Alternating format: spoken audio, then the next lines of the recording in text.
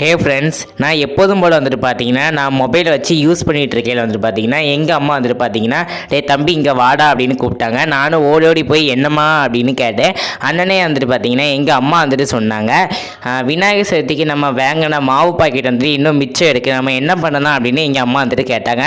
நான் அண்ணனே வந்துட்டு பார்த்தீங்கன்னா ஏமா அந்த மாவு வச்சுட்டு வந்துட்டு பார்த்தீங்கன்னா நம்ம வந்துட்டு எள்ளு கொலக்கட்டை வந்துட்டு பண்ணலாம், எனக்கு ரொம்பவே பிடிக்குமா பண்ணித்தாங்க அப்படின்னு கேட்டேன். அதனால் எங்கள் அம்மா டக்குன்னு வந்துட்டு பார்த்தீங்கன்னா மாவுல தட்டி அப்புறம் வந்துட்டு பார்த்தீங்கன்னா அதில் எள்ளு எல்லாம் போட்டு வந்துட்டு பார்த்தீங்கன்னா நல்லா வந்துட்டு பார்த்தீங்கன்னா பிணைய ஆரம்பிச்சிட்டாங்க. அது கூடயே வந்துட்டு பார்த்தீங்கன்னா சேர்த்து சீனியுமே வந்துட்டு போட்டுக்கிட்டாங்க. ஏன்னா சீனி போட்டால் தான் வந்துட்டு அது சீக்கிரத்தில் வந்துட்டு அதை உருகி மெல்ட் ஆகும், இன்னுமே இனிப்பு வந்துட்டு நல்லா தூக்கலாகவே இருக்கும். இப்போ வந்துட்டு பார்த்தீங்கன்னா நிறைய இது வந்துட்டு அப்படியே கொஞ்சம் கொஞ்சமாக இங்கே வந்துட்டு பிடிக்க ஆரம்பிச்சிட்டாங்க.